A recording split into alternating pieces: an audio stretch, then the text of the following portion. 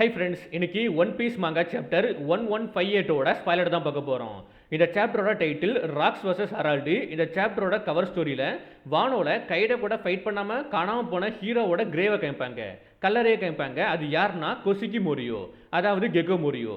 Gecko மோரியோட உண்மையான name வந்து கொசிக்கி மோரியோ. இப்போ எல்லாருமே இதை பற்றி பேசிட்டு இருக்காங்க. அதுக்கப்புறம் ரோஜர் பைரட் ஐலண்டுக்கு போகிறான் 40 வருஷத்துக்கு முன்னாடி. அங்கே போய் ராக்ஸை மீட் பண்ணி ராக்ஸ் கூட கான்வர்சேஷனுக்குள்ளே போகிறான். அண்ட் சேம் டைம் சாக்கியோட இந்த பாரில் நம்ம ஃபைட் பண்ணக்கூடாதுன்னு சொல்கிறான். அதுக்கப்புறம் ராக்ஸி சாக்கியை லவ் பண்ணுறதை ஸ்டாப் பண்ணி வேற ஒரு பொண்ணை லவ் பண்ண ஆரம்பிக்கிறான். அவங்க ரெண்டு பேர்த்துக்குமே ஒரு குழந்தை இருக்குது. அந்த குழந்தை தான் டீச்சி.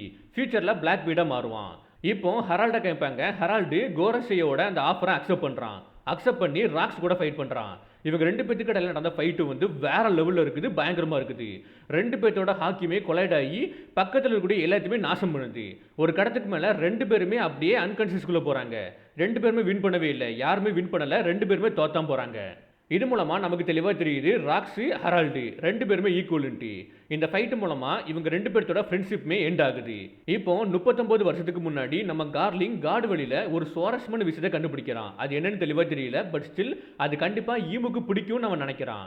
அண்ட் கூடவே அந்த இடத்துல ஒரு பொண்ணுமே இருக்கா, ரெட் ஹேர் இருக்கக்கூடிய ஒரு பொண்ணு இருக்கா. அவள் கையில் ரெண்டு குழந்தை இருக்குது, சாங்ஸு சாம்பராக்கு ரெண்டு பேருமே இருக்காங்க. அந்த பொண்ணோட ஃபேஸை நமக்கு ரிவீல் பண்ணலை. இவ்வளோ விஷயங்கள் தான் ஸ்பாய்லரில் காமிச்சிருக்காங்க.